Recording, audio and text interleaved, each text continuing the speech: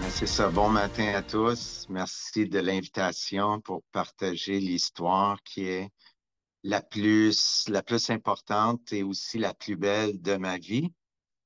Aujourd'hui, je peux dire qu'elle est plus belle, est l'histoire la plus belle, mais à ce moment-là, ce que je vivais, je pouvais pas dire là que c'était une belle histoire.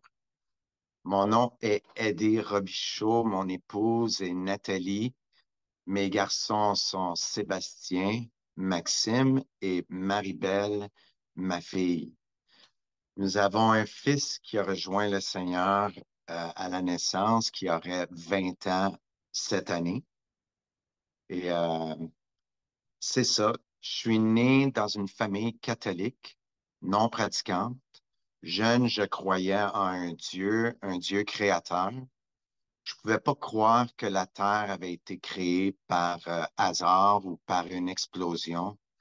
Pour moi, la Terre était trop belle pour qu'une explosion soit le résultat, ou la Terre soit le résultat d'une explosion. Puis même en tant qu'être humain, je trouve qu'on est trop complexe, trop parfaitement comme nous sommes. Je pouvais pas croire qu'une explosion pouvait arriver à ce résultat-là. Euh,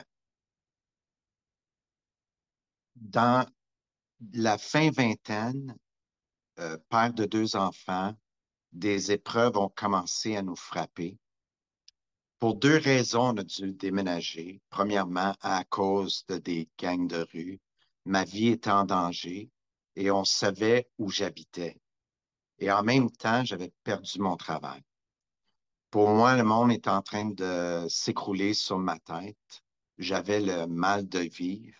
Je cherchais de l'aide à gauche, à droite, en avant, en arrière.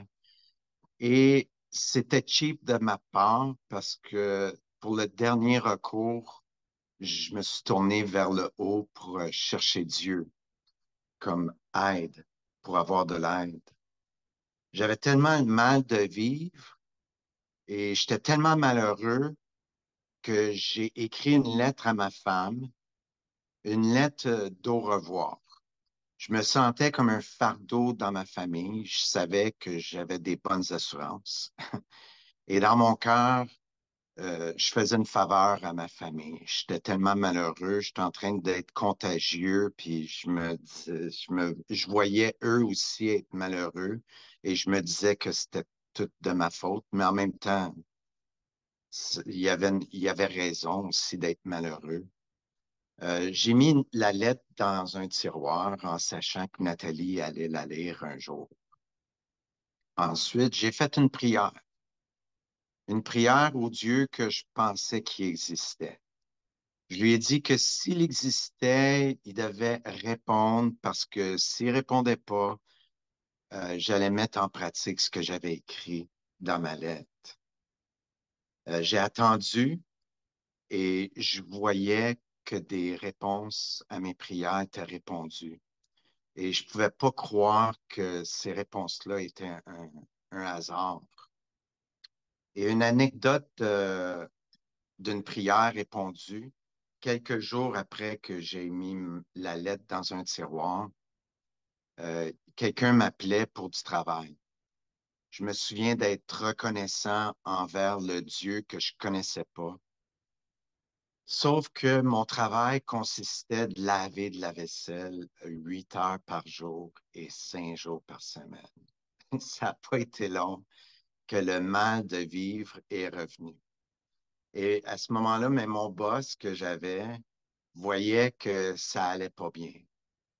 Il voyait juste en me regardant mon visage, il voyait que j'étais malheureux. Il m'a donné les clés d'un camion de la compagnie en me disant que ça allait me changer les idées. J'allais travailler sur la livraison pour la compagnie. Et à ce moment-là, le seul poste de radio qui était clair, que je pouvais comprendre, entendre, c'était 760 AM, un poste chrétien. Au travers de tout ce que j'entendais à ce moment-là, c'est que ce qui me rentrait dans la tête, c'est que je devais mettre ma vie en règle. Et ce qui était à ce moment-là aussi le plus important, c'est que je devais revoir mon permis de conduire. Ça faisait 1 an que je conduisais sans permis. Mon boss m'a jamais demandé si j'avais un permis de conduire et je voulais pas y dire que j'en avais pas parce que pour moi, sortir de là où j'étais, laver la vaisselle, c'était une porte de sortie pour être le bonheur. Enfin, je lavais plus la vaisselle, j'étais sur la route, puis là, j'écoutais le poste chrétien. Et c'est ça le- la réponse à ma prière, c'est qu'est-ce qui s'est passé? C'est que j'ai été passer mon permis de conduire. Et 2 jours après, mon boss m'a demandé d'aller chercher un camion chez Loutec parce que le camion que je conduisais était vraiment en mauvais état. Il était tout rouillé, le volant allait de tout bas, de tout côté. Même c'est un miracle que je ne m'ai pas fait arrêter. Euh, Ça avait l'air d'un camion de gangster. Et c'est ça, là, quand le monsieur chez Loutec m'a demandé mon permis de conduire, je lui ai donné, j'ai dit, fais attention parce qu'il est chaud. Moi, en dedans de moi, je me disais, c'est incroyable, ça n'a pas d'allure. Je viens de passer mon examen, puis là, mon boss me demande d'aller chercher un camion chez Loutec. Je savais que c'était un miracle. Et pendant 1 an, je conduisais sans permis, avec beaucoup de marchandises dans le camion. J'aurais pu être arrêté n'importe quand, mais Dieu me prouvait qu'il existait. Dieu avait répondu à mes prières.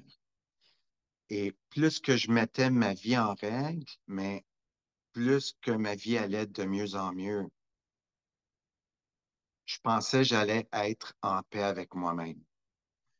Pourtant, j'arrêtais pas d'être reconnaissant envers Dieu et malgré ça, je sentais un énorme vide dans ma vie. J'étais encore malheureux. J'avais tout pour être heureux. On avait un condo, j'avais une belle famille, euh, j'avais tout pour être heureux et le mal de vivre était toujours aussi intense, malgré ça. Je continuais à écouter le poste chrétien 760 AM et un matin, un chant jouait sur le chemin de la souffrance. Et à ce moment-là,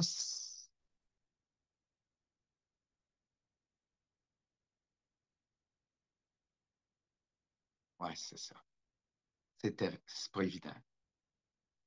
Ça me rappelle des beaux souvenirs, mais en même temps des souvenirs difficiles.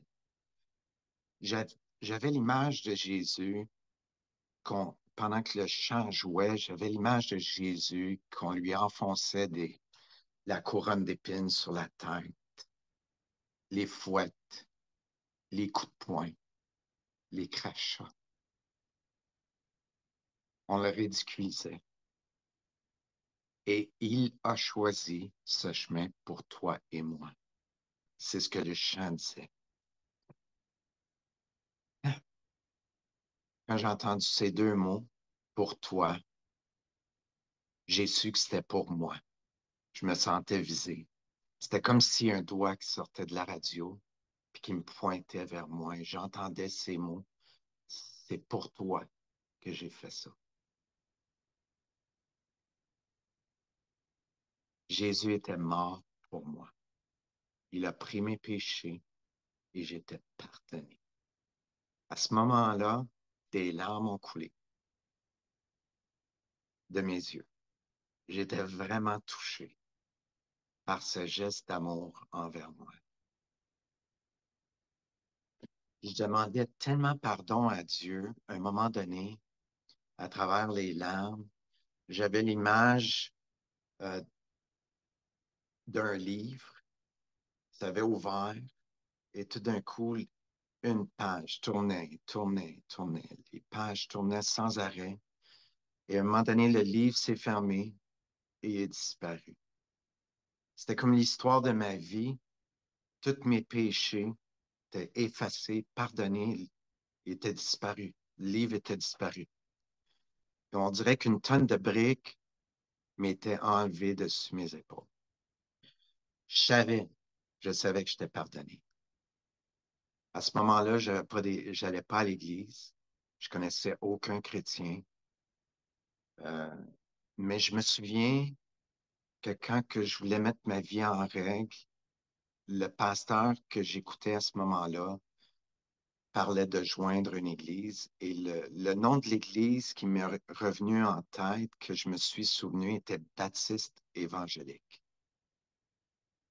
Et par miracle, qui serait trop long à expliquer, je me suis rendu à cette église-là et j'ai rencontré le pasteur. Je lui ai demandé de venir chez moi. Et ensemble, on a ouvert la Bible. Et au travers de tout ce qu'il m'a dit, une des seules choses que je me souviens, c'était Éphésiens 2, 8 à 10, qui dit que c'est par grâce que vous êtes sauvés par le moyen de la foi. Ça ne vient pas de vous, c'est un don de Dieu. Et c'est là que j'ai compris que c'était par la grâce, comme le verset le dit, que c'était pas en mettant ma vie en règle, comme j'espérais de faire, puis j'essayais de faire, que je pouvais avoir la paix dans mon cœur. C'était seulement par la grâce de Dieu que je pouvais trouver cette paix. Et je l'ai trouvée à ce moment-là. Et c'est là à ce moment-là, je ne savais pas ce qui se passait, mais c'est sûr que plus que j'allais à l'église, plus que j'apprenais ce que la Bible disait. Et c'est là que j'ai compris que j'étais né de nouveau. Comme Jésus dit, si un homme ne naît de nouveau, il ne peut voir le royaume de Dieu. J'étais né de nouveau. Et ça a été le plus beau jour de ma vie.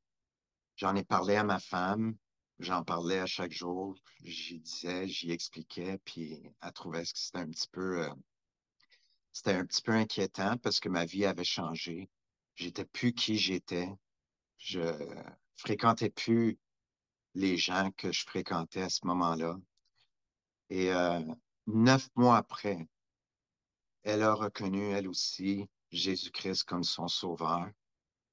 C'est une femme qui prenait aucune drogue, qui jamais levait le ton, jamais sacrait, jamais faisait quoi que ce soit. On pouvait dire, même tout le monde de sa famille disait que c'était un ange.